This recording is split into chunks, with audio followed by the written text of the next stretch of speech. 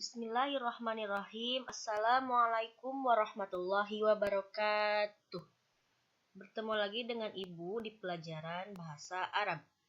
Pada hari ini kita akan membahas tentang kana wa akhwatuha.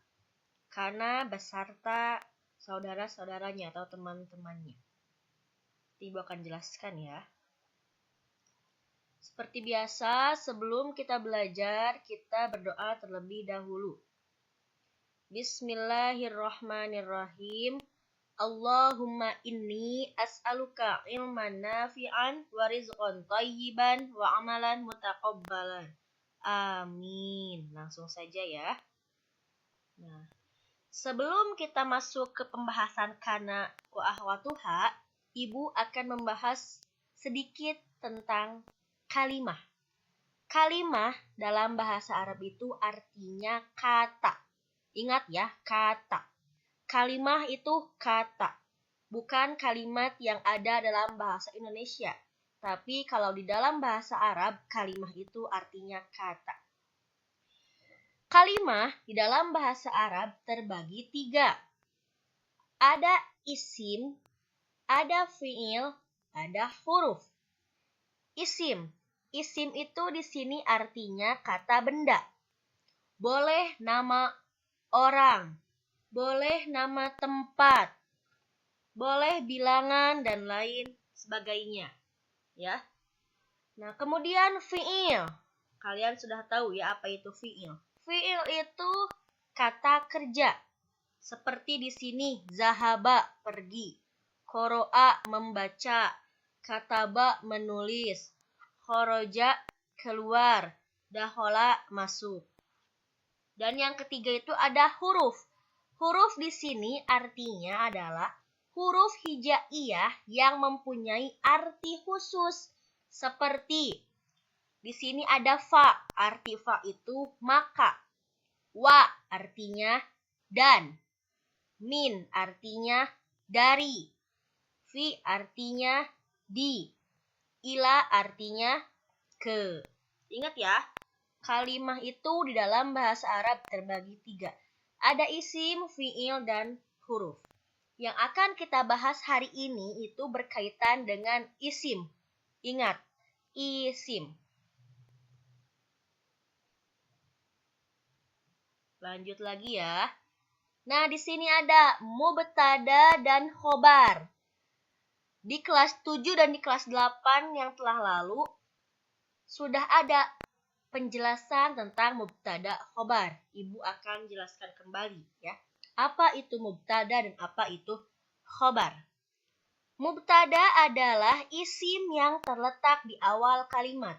Karena tadi kita akan membahas isim, maka di sini pun juga yang dibahas isim. Mubtada, isim yang terletak di awal kalimat. Sedangkan khobar, kata yang terletak setelah mubtada dan sebagai penjelas dari mubtada. Contohnya, Aisyatu mahiratun. Lihat di sini Aisyah itu isim ya. Tadi ada. Nama benda itu bisa saja nama orang juga. Aisyatu mahiratun. Aisyah itu pintar. Di sini Aisyatu mahiratun itu berbentuk mubtada khobar. Aisyahnya menjadi mubtada karena di awal, kemudian mahiratunnya menjadi khobar karena terletak setelah mubtada. Sampai sini paham ya? Kita akan lanjutkan kembali. Nah, sekarang kita baru masuk kepada kana wa akhwatuha. Kenapa disebut kana wa akhwatuha? Maksud wa akhwatuha di sini itu teman-temannya atau saudara-saudaranya kana yang berfungsi sama dengan kana. Ya, jadi kana dengan teman-temannya yang sama maksud akhwatuha di situ. Itu ya. Dan teman-teman kana itu ada asbaha, amsa, adha, soro, laisa, zala, bariha, bata, zolla. Dan fungsi dari kana itu adalah tarfa'ul isma wa tansibul khobar. Merofakan isim kana dan menasabkan khobar kana. Ibu akan jelaskan apa itu isim kana dan apa itu khobar kana. Sekarang kita lihat pada contoh yang pertama. Di sini ada kalimat Sufyanu ustazun. Kalimat Sufyanu ustazun di sini itu berbentuk mubtada khobar. Dan kedua-duanya di sini itu berakhiran domah. Lihat di sini ya. Sufyanu akhirnya domah, ustazun juga akhirnya domatain atau domah juga sama ya. Kemudian dimasuki oleh kana. Ketika kalimat mubtada khobar ini dimasuki oleh kana, maka Sufyanu di sini tetap dia syakalnya domah dan untuk ustazannya berubah yang awalnya domatain menjadi fathatain. Jadi dia itu merofakan isim dan menasabkan khobar. Ya. Ketika dimasuki kana nih, kata Sufyan itu di sini kedudukannya sebagai isim kana dan dia tetap domah. Dan kata ustazan, dia di sini kedudukannya sebagai khobar kana dan berakhiran fathatain. Kita lanjutkan lagi kepada contoh yang kedua. Fatimatu nasyitatun. Lihat di sini. Fatimatu nasyitatun. Ini itu awalnya mubtada khobar. Kedua-duanya syakal akhirnya itu domah. Ini domah, ini domatain. Ya. Ketika dia dimasuki kana, kalimat kata yang pertama itu ya, dia tetap domah dan kata yang keduanya itu dia berubah menjadi fathah. Mau fathah atau fathatain. Ya. Jadi kana itu merubah, merofakan. Ciri rofa itu adalah domah. Ini isim kananya. Kemudian nasyitotannya berubah yang tadinya domah menjadi fathah. Dan ini menjadi khobar kana. Jadi jika ada kalimat dimasuki oleh kana, yang pertama itu kata yang pertama itu dia domah dan kata yang kedua itu dia fathah atau fathatain. Jadi lihat perubahannya itu terletak pada kata yang kedua saja. Ya, baik di sini yang Sufyanu ustazan yang berubah hanya lafaz ustazannya saja. Sufyannya di sini tetap seperti awal. Dan di sini pun juga kanat Fatimatu nasyitatan yang berubah itu hanya kata nasyitatan yang keduanya saja. Ya, sedangkan kata Fatimahnya sama seperti awal. Nah, kata yang pertama disebut isim kana dan kata yang kedua disebut khobar kana. Kenapa di sini kanat ada tambahan tak mati? Karena Fatimah itu perempuan sehingga ada tambahan tak mati. Jadi untuk perempuan dia ada tambahan tak mati di akhir kata ininya ya. Nih, seperti kanatnya. Sekarang lagi. Contoh yang ketiga. Muhammadun Rasulullah. Ini mubtada khobar. Kemudian kita masuki kana berubah menjadi Muhammadun Rasulullah. Ingat, ketika dimasuki kana, dia itu akan merubah kata yang keduanya menjadi fathah atau fathatain. Karena di sini cuma domah, maka di sini juga berubahnya hanya fathah. Jika di sininya itu domatain seperti tadi, maka di sini juga berubah menjadi fathatain. Ya. Kana Muhammadun Rasulullah.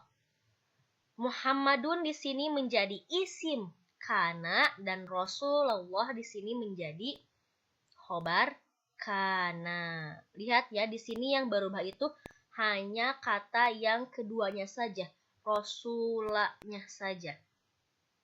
Sedangkan kata Muhammadnya tetap sama seperti awal. Sekarang contoh keempat. Aliyun al-khatibu fil masjidi. Dimasuki soro. Kenapa ini soro? Karena soro ini adalah temannya kana yang berfungsi sama dengan kana. Ini akhwatnya kana, saudara kana yang sama fungsinya seperti kana. Ya. Ketika satu kalimat dimasuki oleh soro juga sama seperti kana. Dia akan merubah khobarnya menjadi fathah atau fathatain. Yang awalnya aliyun al-khatibu dimasuki soro menjadi aliyun al-khatiba. Jadi dia akan merubah kata yang keduanya. Aliyun menjadi isim soro, sedangkan al-khatiba menjadi khobar soro. Jadi di sini itu isim jika dia katanya soro berarti isimnya isim soro. Karena di sini katanya kana menjadi isim kana, ya. Tergantung akhwat kana yang mana yang memasukinya. Jadi di sini soro aliyun al-khatiba. Yang berubah itu hanya khobarnya, hanya kata yang keduanya. Karena di sini hanya domah, maka di sini pun juga berubahnya hanya fathah, tidak fathatain. Ya.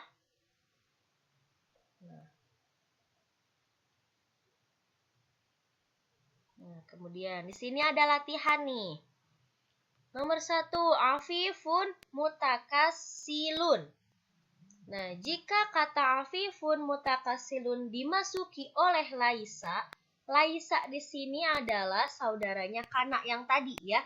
Jadi laisa di sini juga sama berfungsi seperti kana, akan merofakan atau mendomahkan isimnya, kemudian akan menasabkan atau menfathahkan atau fathatainkan khobarnya. Jadi jika afifun mutakasilun dimasuki laisa, maka seperti apa? Yang kedua, azizatu makhiratun. Jika dimasuki oleh asbahat, seperti apa? Asbahat juga di sini sama. Dia saudaranya kana. Dia sama fungsinya seperti kana. Akan merofakan isim atau mendomahkan isimnya. Dan akan menasabkan atau akan menfathahkan atau fathatainkan khobarnya. Jika di sini domatain, maka ketika masuk ke sini khobarnya itu dia akan berubah fathatain. Jika sebelumnya domah saja, maka berubahnya pun juga hanya fathah saja. Jadi jika sebelumnya di sini tanwin, maka di sini perubahannya juga harus pakai tanwin lagi. Jika sebelumnya hanya domah saja, maka di sini berubahnya hanya fathah saja. Silahkan kalian kerjakan ya, ini latihan. Sekian yang bisa Ibu sampaikan. Mudah-mudahan bermanfaat dan kalian juga paham. Jika masih ada pertanyaan, silahkan hubungi Ibu ya. Terima kasih, jazakumullah. Assalamualaikum warahmatullahi wabarakatuh.